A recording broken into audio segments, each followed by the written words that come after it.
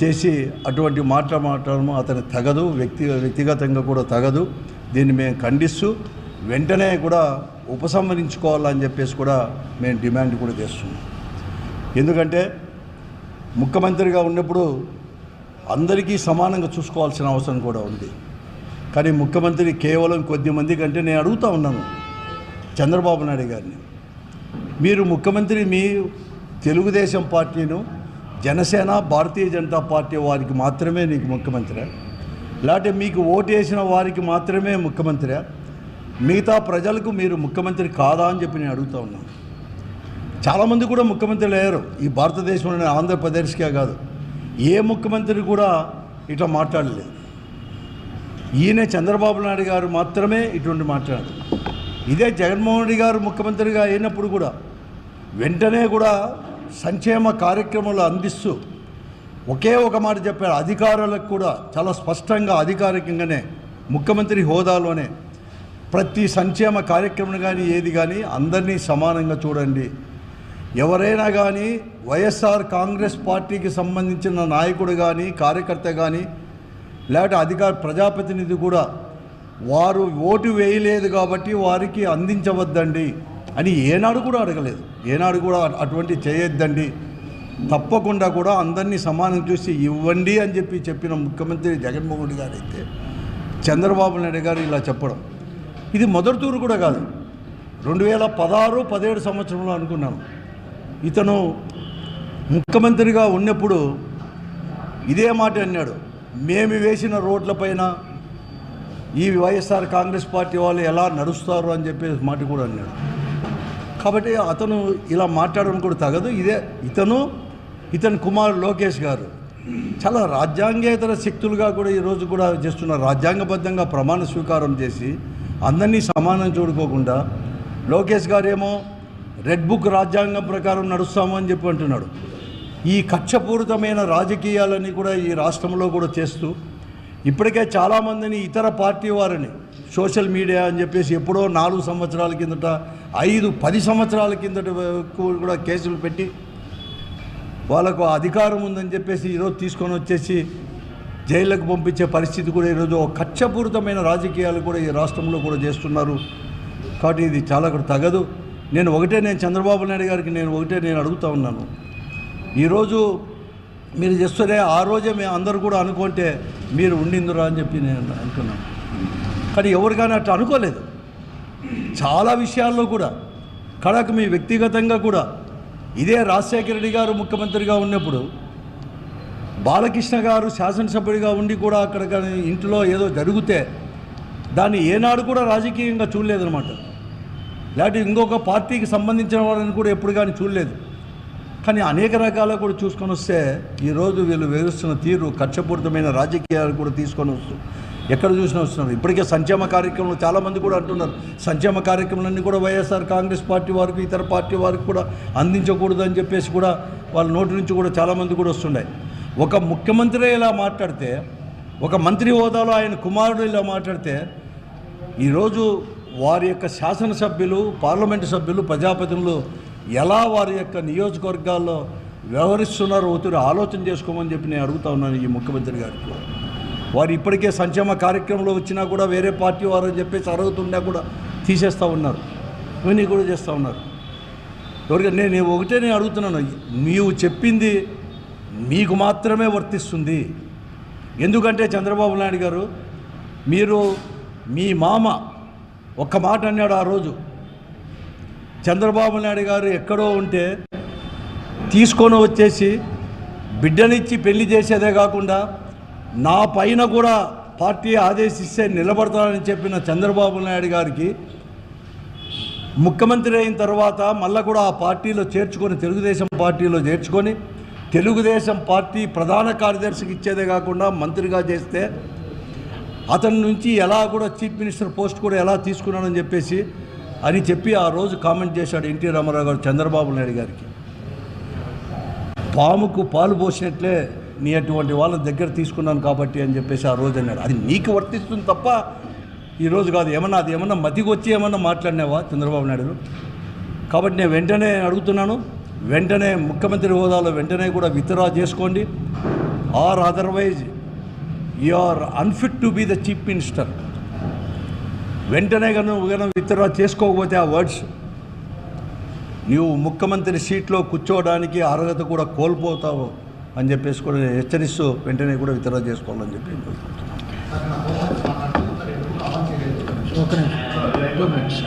Red book అమలు చేస్తాడని చెప్పేసి స్వయాన లోకేష్ గారే ఒకటి అయిపోయింది, రెండోది కూడా మళ్ళీ మేము చేస్తాము అని చెప్పేసి లోకేష్ గారే చెప్తా ఉన్నారు. రెడ్ బుక్ అనేది ఇప్పుడు రాజ్యాంగం నడుస్తున్నదే ముఖ్యమంత్రి గారు మాట తీరు కానీ, లోకేష్ గారు కానీ, హోంమంత్రి కానీ వాళ్ళ మాటలు మంత్రులంతా మాట్లాడేదాన్ని చూస్తూ ఉంటేనే అర్థమవుతుంది. అంబేద్కర్ గారు ఆధ్వర్యంలో రచించిన రాజ్యాంగం ప్రకారం కాదు, రెడ్ బుక్ రాజ్యాంగం ప్రకారం నడుస్తారని చెప్పేసి కూడా చెప్తాను. స్నేహితుల, నిన్న రాష్ట్ర ముఖ్యమంత్రి నారా చంద్రబాబు నాయుడు గారు ఒక సందర్భంలో మాట్లాడుతూ చేసిన వ్యాఖ్యలు మరోసారి చెప్పుకోవాలి. ఈ రాష్ట్రానికి ఎంతో గొప్ప ముఖ్యమంత్రి పరిపాలిస్తున్నాడో అర్థం చేసుకోవడానికి కోసం అందరూ కూడా ఈ రోజున వైఎస్ఆర్సీపీ కార్యకర్తలకు, పార్టీ వాళ్లకు ప్రత్యక్షంగా కానీ పరోక్షంగా కానీ పని చేయకూడదు, పని చేయకుండా ఉండే పొలిటికల్ గవర్నెన్స్ చూస్తారు. మనం గవర్నెన్స్ని చూసాం కానీ పొలిటికల్ గవర్నెన్స్ని చూస్తారు మీరని ప్రకటించి దాన్ని నేను నిరంతరం దీన్ని ఫాలో అవుతాను అని చెప్పిన మాట చంద్రబాబు నాయుడు గారు గుర్తు చేయాలనుకుంటా ఉన్నా. చంద్రబాబు నాయుడు గారు, మీరు పెద్దవాళ్ళు అయిపోతూ ఉన్నారు, మీకు ఈ కోఆర్డినేషన్ తప్పవుతూ ఉందేమో అనుకుంటా ఉన్నా నేను. లేకపోతే చాలా బాధపడతా ఉన్నా మిమ్మల్ని చూసి. మా అంచనాలని ఎప్పటికప్పుడు మారుస్తూ ఉంటారు మీరు, మా అంచనాలకు అందకుండా పనిచేస్తారు మీరు. ఈ రాష్ట్ర ముఖ్యమంత్రిగా, మీరు రాష్ట్ర ముఖ్యమంత్రిగా ప్రమాణ స్వీకారం చేసిన రోజున మీరేం మాట్లాడారో గుర్తుపెట్టుకోవాలి. దానికి స్పష్టంగా ఉంది. ఆర్టికల్ 74 అండర్ 4, 99, 124 అండర్ బ్రాకెట్ 6, 140 ప్రకారం ఒక ఓట్ చేస్తారు అందరూ కూడా. మీరు ఎమ్మెల్యే కానీ మాట మాట్లాడారు. నా కర్తవ్యాలను శ్రద్ధతో, అంతఃకరణ శుద్ధితో, అంతఃకరణ క్లీన్ మనసుతో నేను భయం కానీ పక్షపాతం కానీ లేకుండా, రాగద్వేషానికి లోను కాకుండా రాజ్యాంగాన్ని, శాసనాలను అనుసరించి రాష్ట్ర ప్రజలందరికీ న్యాయం చేకూరుస్తాయని దైవ సాక్షిగా ప్రమాణం చేస్తున్నానని ప్రకటించాం. గుర్తెచ్చుకోవాలా, 40 ఏళ్ళ ఇండస్ట్రీ మీది. అఫ్కోర్స్ అన్న చెప్పినట్లు ఆఖరికి మీరు మొదటి ముఖ్యమంత్రి పదవిని రాజ్యాంగబద్ధంగా కాకుండా ఇంకో విధంగా దాన్ని సంపాదించిన విషయం, మామగారిని నెట్టేసి తెచ్చుకునే విషయాన్ని ఇక్కడ తెచ్చుకుంటున్నాం అంతే, అవసరం వచ్చింది కాబట్టి. ఇంత సుదీర్ఘ అనుభవం ఉన్న మీరు ఏం మాట్లాడుతూ ఉన్నారు? అధికారంలోకి వచ్చిన తర్వాత మీ యొక్క ప్రవర్తన కానీ, మీ యొక్క రియాక్షన్స్ కానీ, లేదా ప్రజలకు మీరు ఏం చెప్పాలనుకుంటున్నారు కానీ అది ముఖ్యమంత్రి స్థాయికి తగ్గి ఉన్నాయనే విషయాన్ని స్పష్టంగా చెప్పాలనుకుంటా ఉన్నాం.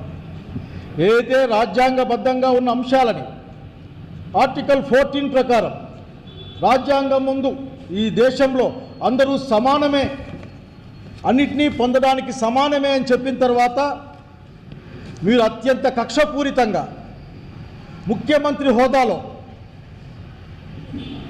దాదాపు ఫలానా వాళ్ళందరికీ వైఎస్ఆర్సీపీ కార్యకర్తలు ఎవరికి కూడా ఇవ్వమని మీరేం మాట్లాడతారు? మీ వాగ్దానాలు, అట్లాగే ఉన్న వాస్తవాలు, వీటిని తప్పించుకోవడం కోసం మీరు మాట్లాడుతూ ఉంటారు. మీ నాయకత్వంలో రాష్ట్రం కుదేలైపోతూ ఉంది, అన్ని అబద్ధాలు చెప్తా ఉన్నారు. ఈ రాష్ట్రం ఆర్థిక విధ్వంసం జరిగిందని చెప్తారు, 12.9% వృద్ధిలోకి వచ్చినామని చెప్తారు. 12.9% వృద్ధిలోకి వచ్చాం, మళ్ళీ అప్పులు తెచ్చుకుంటామని చెప్తారు. ఎవరికి ఎంత ఇస్తారో తెలియదు, ఏమిస్తారో తెలియదు. కేవలం అంకెల గారడి, మాటల గాడి తప్ప మాకేం కనపడలేదు. దాన్ని తప్పించుకోవడం కోసం అసలు జీతాలు ఎంత ఇస్తున్నారు మీరు? ప్రజలకు ఎంత ఖర్చు పెడతారో కూడా చెప్పాల్సిన టైంలో మీరు ఇటువంటి మాటలు మాట్లాడుతూ ఉన్నారు. మీరు మాట్లాడడానికి చెప్తా ఉన్నాం స్పష్టంగా, మీరు మీ ముందు ముఖ్యమంత్రుల్ని ఆదర్శంగా తీసుకోండి. డాక్టర్ వైఎస్ రాజశేఖర రెడ్డి గారిని ఆదర్శంగా తీసుకోండి. అట్లాగే జగన్మోహన్ రెడ్డి గారిని ఆదర్శంగా తీసుకోండి. ఏ విధంగా పరిపాలన చేయాలనే విషయాన్ని వాళ్ళు చెప్తారు. మీకు తెలియని అంశమేమి కాదు. బహుశా మీ దగ్గర బాబాసాహెబ్ అంబేద్కర్ రాసిన రాజ్యాంగం కాకుండా మీ రాజ్యాంగం అమలవుతూ ఉంది. ఇక్కడ మీ రాజ్యాంగం గురించి సమస్య ఇక్కడ ఇదంతా ఉంది. ఇక్కడ మిమ్మల్ని ఒక్కడే అడుగుతా ఉన్నా, మీ రోజున ఒక్క విషయాన్ని ప్లే చేయదలుచుకున్నాను నేను అందరి ముందర. ఎందుకంటే బాబు గారికి ఆయనతో తిరిగే వాళ్ళకు అర్థం కాని అంశం ఉంది.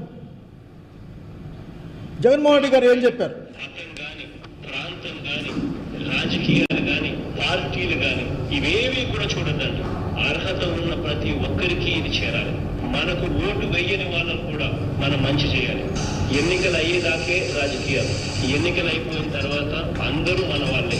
స్పెషలీ ఇటువంటి గవర్నమెంట్ స్కీమ్స్ ఏదన్నా అందించేటప్పుడు మాత్రం ఖచ్చితంగా మనం గుర్తుపెట్టుకోవాల్సిన అంశం. ఇంత స్పష్టంగా మీరు జగన్మోహన్ రెడ్డి గారి దగ్గర ప్రజా పరిపాలన అంటే ఏందో అర్థం చేసుకునే ప్రయత్నం చేయాలి. వెళ్ళి మీరు ముఖ్యమంత్రిగా మీరు ఒక విషయాన్ని గుర్తు చేస్తున్నా నేను. మీరు ఈ రాష్ట్ర ప్రజలకు నాయకుడిగా ఉంటారు. ఇది రాజ్యాంగంలో చెప్పబడింది. దాన్ని ఇంప్లికేషన్ కూడా ఉంది. ముఖ్యమంత్రి స్థానం, ముఖ్యమంత్రి వ్యక్తిత్వం కూడా ఆధారపడుతుందని చెప్తారు. ముఖ్యమంత్రి వ్యక్తిత్వం కూడా, మీ వ్యక్తిత్వాన్ని ఈ రోజున మీరు చెప్పుకునే సమయం. మీరు అనేక విషయాల్ని మీరు చెప్పాలి మాకు. మిమ్మల్ని చూసి భావితరాలు చెడిపోయే అవకాశం ఉంది. మీ మాటలు విని మీ దాన్ని అమలు చేస్తే వచ్చే తరాలకు రాజకీయంగా ఈ విధంగా చేయలేము అనుకుంటారు. మీరు ఏ విధంగా తెలుగుదేశం, వైసీపీ, సిపిఎం, సిపిఎం విభజిస్తారు నాకు అర్థం కావడంలే. ఏమైనా మీరు ఆ ఈవీఎంల గురించి ఎప్పుడూ ఒక అనుమానం ఉంది. ఆ ఈవీఎంలు ఏమన్నా మీకేరు ఓటేశారు, ఇంకోరికేరు ఓటేశారని ఏమన్నా ఏదైనా మీ దగ్గర ఏమైనా ఉందా అని అడుగుతా ఉన్నా నేను. కనుక మీరు అర్థం చేసుకోవాల్సిన అంశాలని ఈ రోజున అట్లాగే ఇంకో మాట చెప్పాలనుకుంటున్నాను నేను. ఈ రోజున భారత రాజ్యాంగం నాకు బాధేస్తుంది. నిన్న కూడా ఎవరో వచ్చి ఒక మంత్రి గారు మాట్లాడిపోయారు. ఏదో బుక్కులు భారత రాజ్యాంగంలో మంత్రులకేమి, ముఖ్యమంత్రికేమి, వాళ్ళ బాధ్యతలేమి, ఈ విషయాలు చదువుకోమని కోరుతా ఉన్నా నేను. చదువుకొని ముందు మాట్లాడమని కోరుతా ఉన్నా. రాగద్వేషాలకు అతీతంగా, కులమత ప్రాంతాలకు అతీతంగా ప్రజలందరికీ ఈ ప్రభుత్వం తెలుగుదేశం పార్టీకి ప్రభుత్వమా, తెలుగుదేశం పార్టీకి ముఖ్యమంత్రి, లేక ఆంధ్రప్రదేశ్ రాష్ట్రానికి ముఖ్యమంత్రి అన్న విషయాన్ని తేల్చుకోవాల్సింది నారా చంద్రబాబు నాయుడు గారే అని సవినయంగా తెలియజేస్తారు. ఎందుకంటే పెద్ద ఆయన వయసులో నాకు చాలా బాధేస్తుంది అతను చూస్తే. అంచనాలకు అందకుండా తిరోగమనంలో అది కూడా ఆఖరి ఎక్కడ పడ్డా సరే చట్టం అందరికీ సమానమని చట్టం చెప్తుంది. భారత రాజ్యాంగం చెప్తుంది చట్టం అందరికీ సమానమే అని. మరి చట్టం కొద్ది మందికి మాత్రమే ఏ విధంగా ఉపయోగపడతా ఉందో చెప్పాల్సిన అవసరం ఉంది. జగన్మోహన్ రెడ్డి గారి పైన వచ్చి అనేకమైన ఆ స్క్రోలింగ్స్ కానీ లేకపోతే వాటిని ఏదో అంటారు ఎస్ఎం భాషలు, సోషల్ మీడియా భాషలు ఏదంటారు వాటిని ట్రోల్స్ని, అవి కూడా చూడండి. అన్నీ చూసి ఈ రాష్ట్రంలో అసభ్యకరమైన భాష కానీ, అన్యాయమైన భావజాలం కానీ, దుర్మార్గం కానీ ఉంటే అందరికీ చెప్పి ఒకసారి క్లాస్ తీసుకోండి. మీరు భవిష్యత్తులో ఏ విధంగా ఉండాలో చెప్పాల్సిన అవసరం ఉందన్న విషయాన్ని మేము గుర్తు చేస్తూ ఉన్నాం. అట్లాగే మీ దగ్గర ఇంకో విషయం కూడా చెప్పాలి మీకు.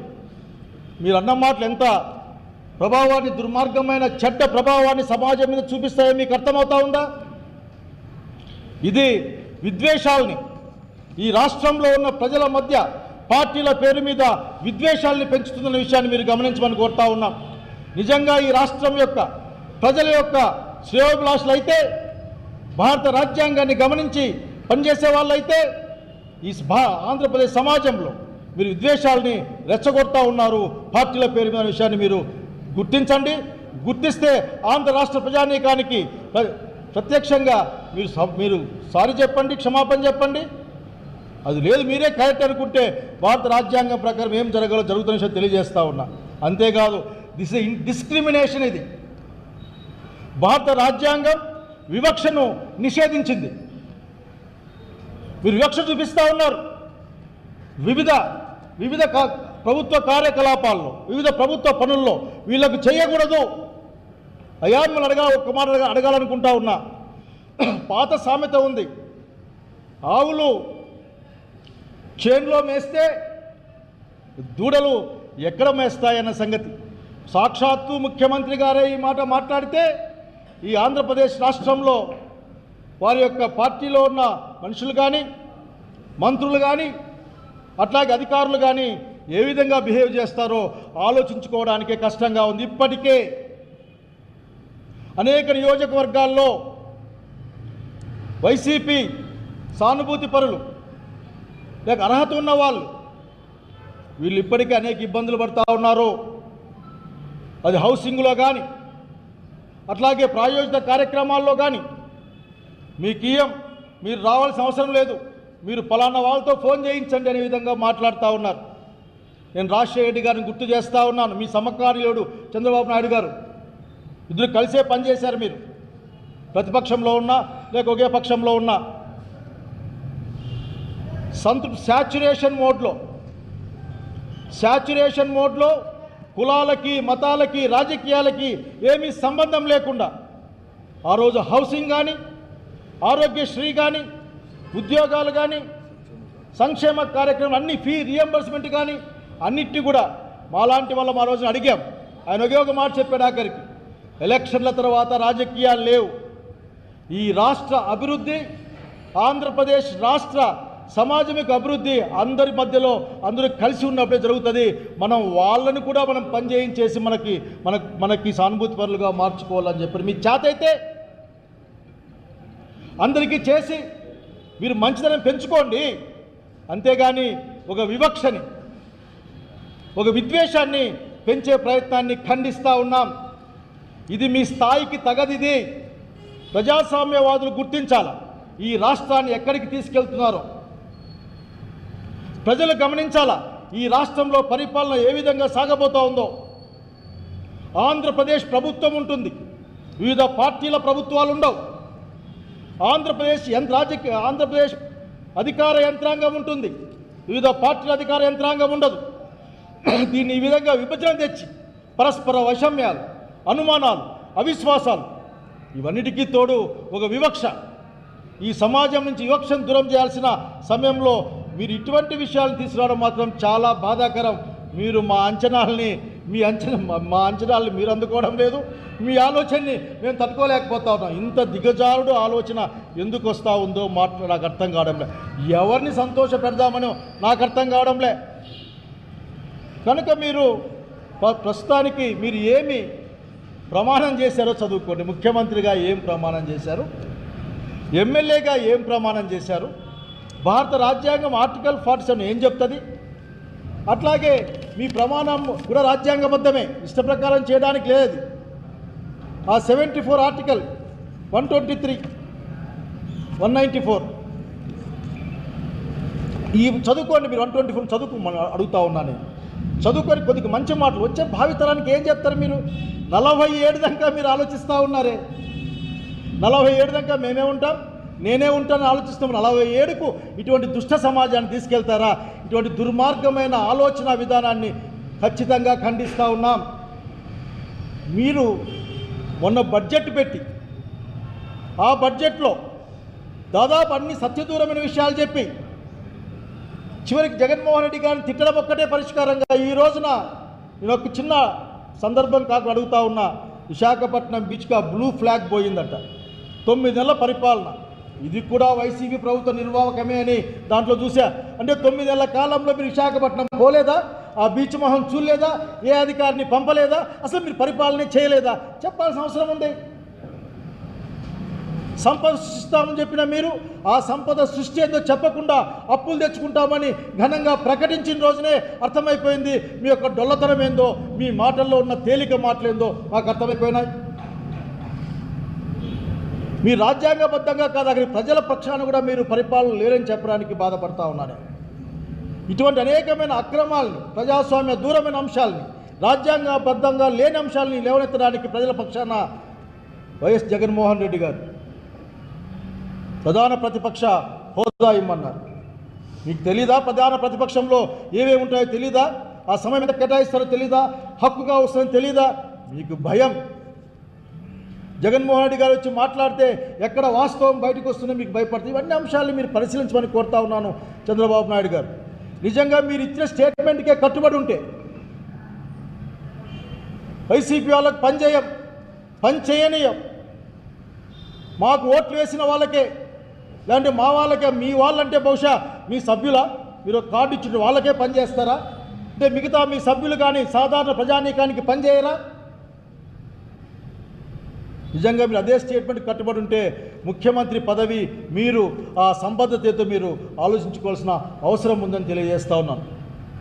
కనుక నేను చెప్పేది ఒక్కటే, రాజ్యాంగానికి దూరంగా, ప్రజల ఆకాంక్షలకు ప్రజలకి దూరంగా, శాశ్వతమైన సామాజిక నియమాలకు దూరంగా ఒక వివక్షను, ఒక విద్వేషాన్ని పెంచే మీ యొక్క వ్యాఖ్యలు ఫలానా వాళ్లకు పనిచేయొద్దండి అని నిజంగా ఇది ఎంత ఇంపాక్ట్ కలగజేస్తుందో, ఎంత చెడ్డ ప్రభావాన్ని కలగజేస్తుందో మీకు అర్థం కావడంలే.